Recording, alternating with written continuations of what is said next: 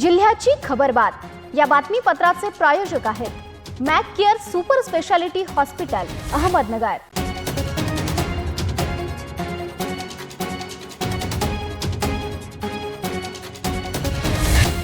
प्रेक्षकांनो नमस्कार, मी निर्जला न्यूज 24 सह्याद्रीमध्ये तुमचं स्वागत। तर पाहूयात अहिल्यानगर जिल्ह्यातील महत्त्वपूर्ण बातम्यांचा आढावा जिल्ह्याची खबरबातमध्ये।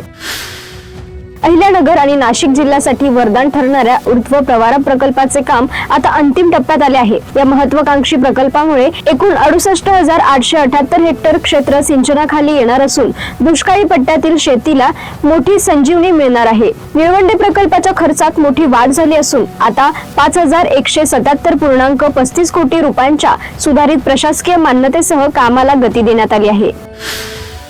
जिल्ह्यातील रब्बी पिके जोमात असून पिकांची काढणी सुरू असतानाच अवकाळी पावसाने हजेरी लावून शेतकऱ्यांची झोप उडवली आहे। बुधवारी झालेल्या अवकाळी पावसाने नगर, पाथर्डी, राहुरी, नेवासा, अकोले व राहता या 6 तालुक्यातील 41 गावातील 3,559 हेक्टर क्षेत्रावरील पिकांचे मोठे नुकसान झाले। याचा फटका 7,352 शेतकऱ्यांना बसला आहे। राहुरी तालुक्यात सर्वाधिक 2,081 हेक्टर पिकांचे नुकसान झाले आहे। कोपरगाव विधानसभा मतदारसंघातील राष्ट्रीय महामार्गावरील रखडलेल्या पुलांची व रस्त्यांच्या कामांना गती मिळवून वाहतुकीसाठी येणाऱ्या समस्या दूर व्हाव्यात यासाठी आमदार आशुतोष काळे यांनी राष्ट्रवादी काँग्रेस पक्षाचे कार्याध्यक्ष खासदार प्रफुल्ल पटेल यांच्या समवेत मंगळवारी रोजी दिल्ली येथे केंद्रीय रस्ते वाहतूक व महामार्ग मंत्री नितीन गडकरी यांची भेट घेतली। यावेळी आमदार काळे यांनी मतदारसंघातील रखडलेल्या रस्त्यांसह पुलांच्या कामांबद्दल सविस्तर माहिती देऊन समस्या त्यांच्यासमोर मांडल्यात व यावेळी चर्चे दरम्यान मंत्री गडकरी यांनी कामे तात्काळ मार्गी लावू अशी माहिती आमदार काळे यांनी दिली आहे। ढवळपुरी परिसरात गुरुवारी सायंकाळी झालेल्या आसमानी संकटामुळे शेतकऱ्यांचे कंबरडे मोडले आहे। अचानक झालेल्या अतिवृष्टी आणि भीषण गारपिटीमुळे पिकांचे अतोनात नुकसान झाले असून या पार्श्वभूमीवर नगर दक्षिणचे खासदार निलेश लंके यांनी शुक्रवारी सकाळीच बाधित क्षेत्राला भेट देऊन प्रत्यक्ष पाहणी केली आहे। शेतकऱ्यांनी खचून जाऊ नका, मी तुमच्या पाठीशी खंबीरपणे उभा आहे असा विश्वास त्यांनी यावेळी दिलाय। संगमनेर तालुक्यातील एका गावात 6वीत शिकणाऱ्या अल्पवयीन विद्यार्थिनीवर झालेला ऍसिड हल्ला अत्यंत संतापजनक आणि दुर्दैवी असल्याची प्रतिक्रिया आमदार अमोल खताळ यांनी व्यक्त केली। या प्रकरणातील आरोपीला तातडीने अटक करून त्याच्यावर कठोर कारवाई करण्यात यावी अशा स्पष्ट सूचना त्यांनी पोलीस प्रशासनाला दिल्या आहेत। जिल्ह्याची खबरबातमध्ये घेऊयात एक छोटीशी विश्रांती। रोखोक पत्रकारिता, निर्भीड बाणा आणि कणखर भूमिका, महाराष्ट्राचा सखा, सत्याचा पाठीराखा, शब्दांचं सामर्थ्य, विश्वसनीयतेची उंची, न्यूज 24 सह्याद्री। विश्रांतीनंतर तुमचं पुन्हा एकदा स्वागत। पाहूयात पुढील बातम्या। कोपरगाव येथील साई भक्त कला क्रीडा सांस्कृतिक सत्संग मंडळाच्या वतीने गेल्या 21 वर्षांपासून नववर्ष गुढीपाडव्याच्या शुभ मुहूर्तावर कृपाशीर्वादाने श्री साईबाबा तपोभूमी मंदिरात साई पालखी व चांदीच्या पादुकांचे पूजन परमपूज्य रमेश गिरीजी महाराज, परमपूज्य राघवेश्वर गिरीजी महाराज, परमपूज्य प्रकाश गिरीजी महाराज, युवा नेते विवेक भैया कोले, डॉक्टर रामदास आव्हाड यांच्या शुभ हस्ते करून भव्य साई पालखी मिरवणुकीचे आयोजन करण्यात आले होते। सदरची श्री साई पालखी मिरवणूक साईबाबा तपोभूमी येथून शहरातील प्रमुख रस्त्यांवरून परिक्रमा करत श्री साईबाबा मंदिरात महाआरती करून महाप्रसादाने कार्यक्रमाची सांगता करण्यात आली। पालखी मिरवणुकी दरम्यान ठिकठिकाणी साई भक्तांनी पालखी पूजन केले।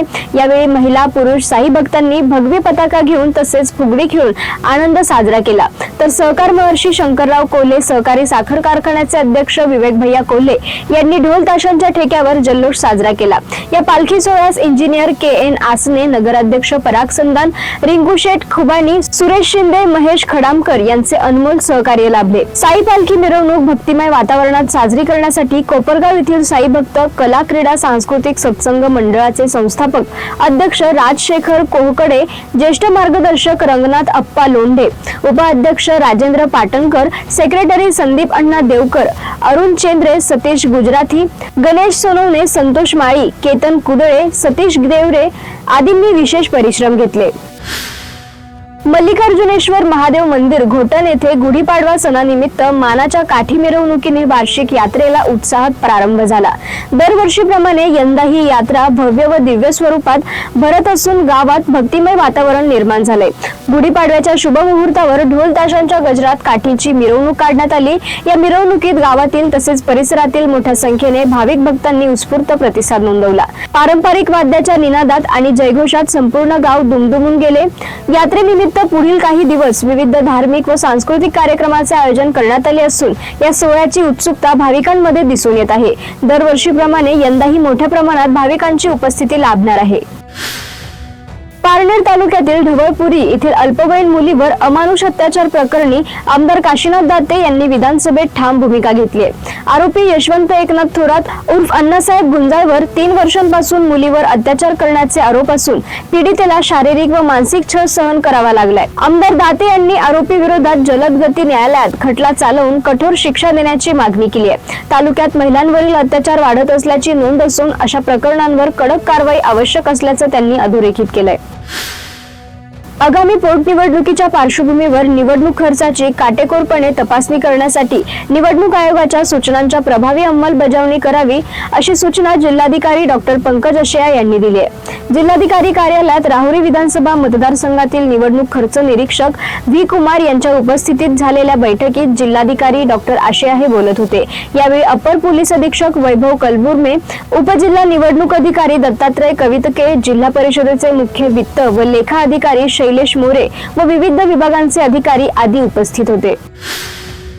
अहिल्यानगर जिल्ह्यातील पाथर्डी तालुक्यातील चिंचपूर पांगुळ येथे झालेल्या धाडसी दरोड्याचा उलगडा स्थानिक गुन्हे शाखेने अवघ्या 48 तासात करत बदाम गँगला जेरबंद केले।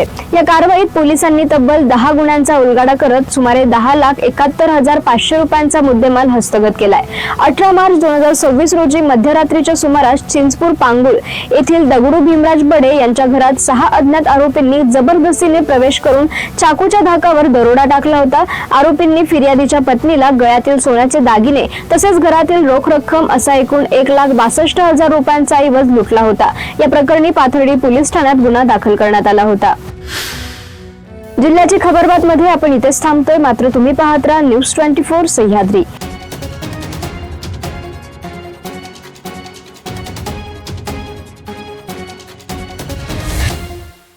जिल्ह्याची खबरबात या बातमीपत्राचे प्रायोजक होते Mac Care super speciality hospital Ahmednagar.